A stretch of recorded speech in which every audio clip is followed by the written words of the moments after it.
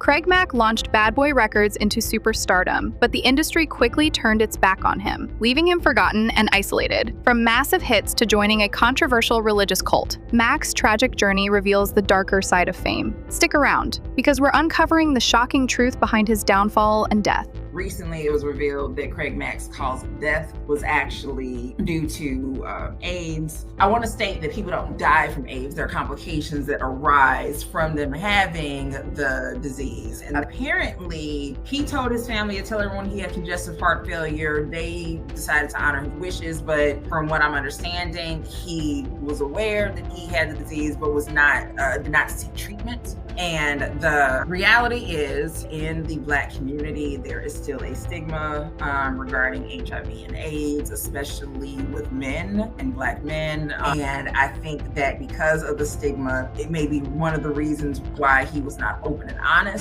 about what was going on with him and his health, and why he was just tell everybody I had congestive heart failure and didn't seek treatment. It's sad because, not saying that everyone needs to be a spokesperson for what they're going through, right? Just because you're going through it doesn't mean that you need to build a platform. In 1994, Craig Mack released a track called Flava in Ya Ear, and it wasn't just a hit, it became a cultural phenomenon. The song rocketed to platinum status, topped rap charts, and even scored Mack a Grammy nomination. It was the kind of success most artists only dream of, and more importantly, it was the track that launched Bad Boy Records into the mainstream. But despite the overwhelming success of Flava in Ya Ear, behind the scenes, things weren't as rosy as they appeared. Almost immediately, internal struggles began to overshadow Craig Mack's rise. What should have been his moment in the spotlight soon turned into a story of tension, betrayal, and behind-the-scenes politics. As Diddy began promoting another rising star on the label The Notorious B.I.G., Craig Mack suddenly found himself sidelined. The now famous remix of Flava in Ya Ear, which featured Biggie prominently, became less about elevating Craig Mack's career and more about introducing the world to Bad Boy's next major star, Craig Mack. Once the label's flagship artist, was quickly pushed aside as the spotlight shifted entirely toward Biggie. Feeling betrayed and pushed out by the very label he helped build, Mack's career rapidly unraveled. In the years that followed, his presence in the music industry slowly faded. Fans who once celebrated his hits were left wondering where he'd gone, unaware of the deeper struggles unfolding behind the scenes. Shockingly,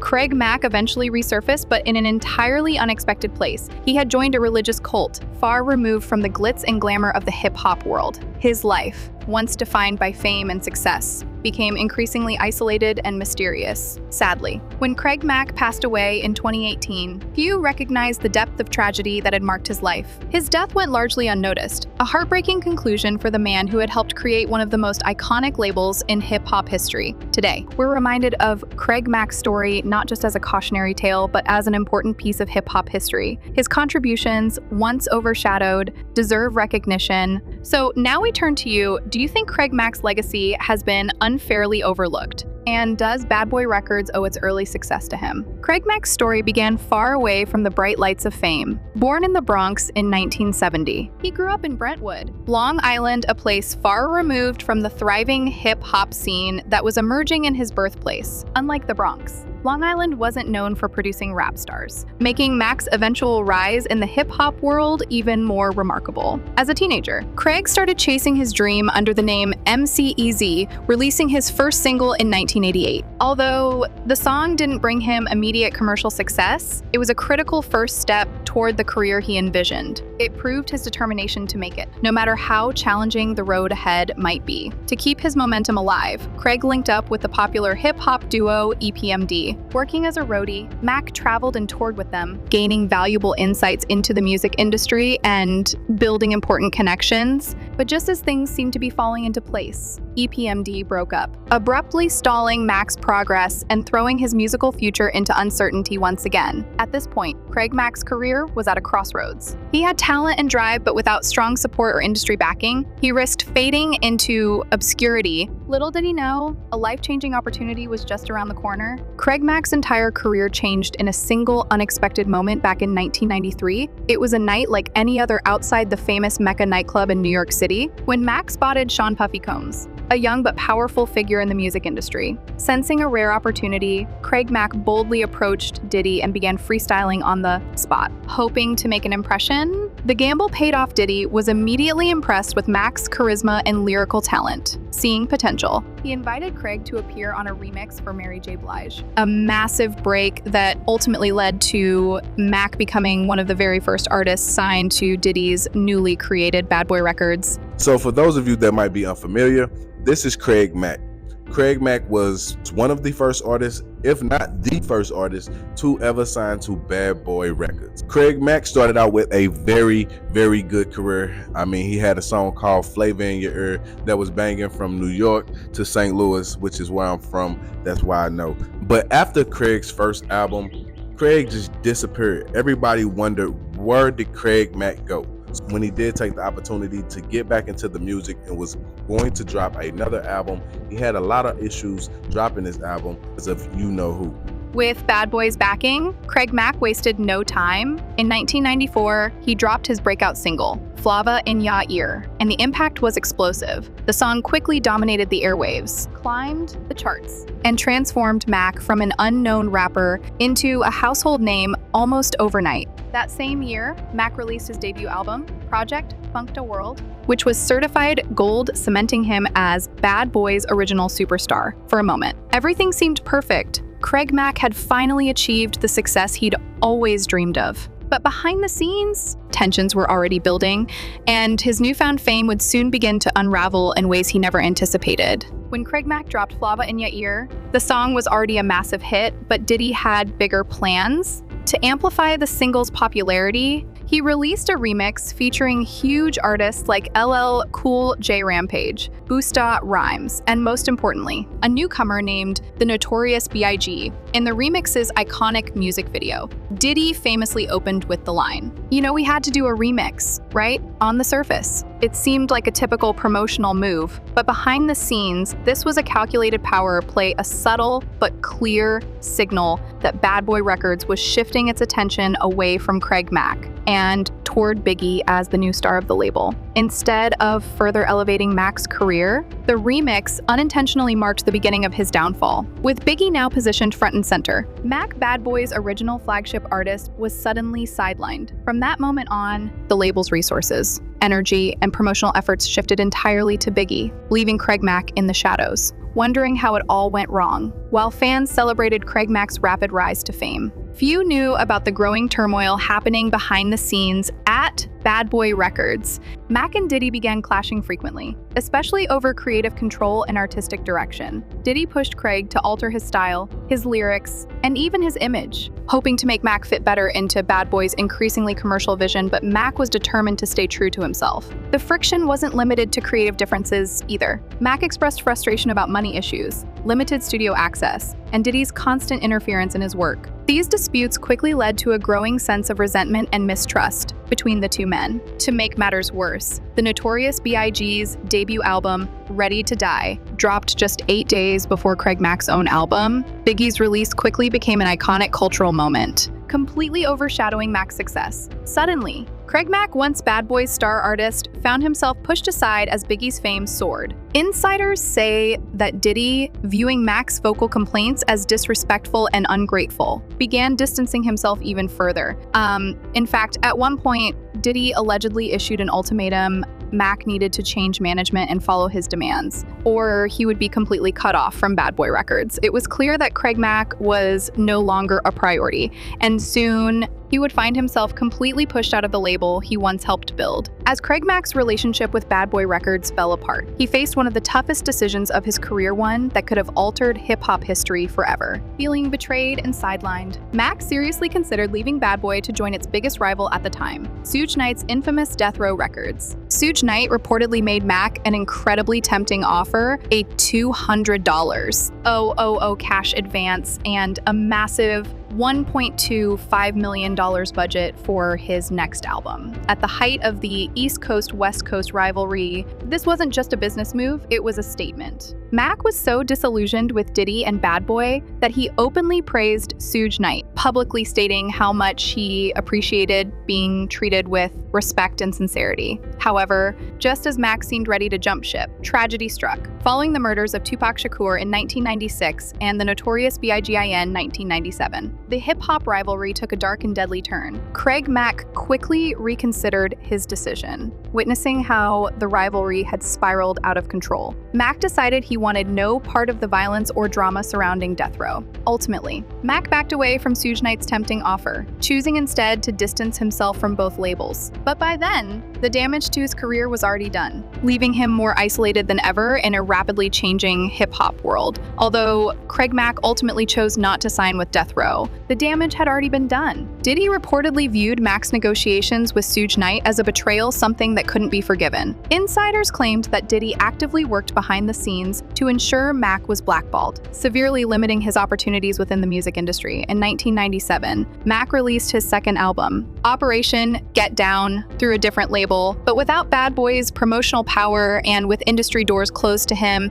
it struggled commercially and failed to produce any significant hits. Craig Mack, once a chart-topping superstar, found himself drifting further into obscurity. By the early 2000s, Craig made a handful of brief appearances linked to Bad Boy, including a cameo in Diddy's music video for I Need a Girl and a guest verse on GDEP's Special Delivery remix. But these moments weren't serious attempts at reviving Mack's career. Instead, they seemed driven by nostalgia and goodwill rather than genuine support. Gradually, Craig Mack's visibility faded away completely. The music world moved forward without him. And the artist who had once helped define an era in hip-hop found himself forgotten, overshadowed by the very label he had initially propelled to success. In 2012, the hip-hop world was stunned by unexpected news. Craig Mack, the former Bad Boy superstar, had joined a religious cult called the Overcomer Ministry, located in rural South Carolina. This group was led by brother RGSTAIR, a controversial preacher who maintained tight control over his followers. Inside this isolated community, members were required to give up their personal possessions, cut off all contact with family and friends outside the group. Craig even spoke about the strain in his relationship with Diddy, revealing that he had agreed to work on Diddy's projects with the understanding that he would receive a third of the profits. However, as time went on, that promised payment never materialized. Frustrated, Craig eventually stopped working with Diddy altogether. But the situation didn't end there. The feud took a darker turn when Craig revealed that Diddy's associates began threatening him, stalking him, and issuing chilling warnings. He bravely called out Diddy's tactics, comparing them to a bullying mafia mentality. With Diddy and his crew pressuring him to pay up, the threats escalated to explicit death threats, leaving Craig genuinely fearing for his life.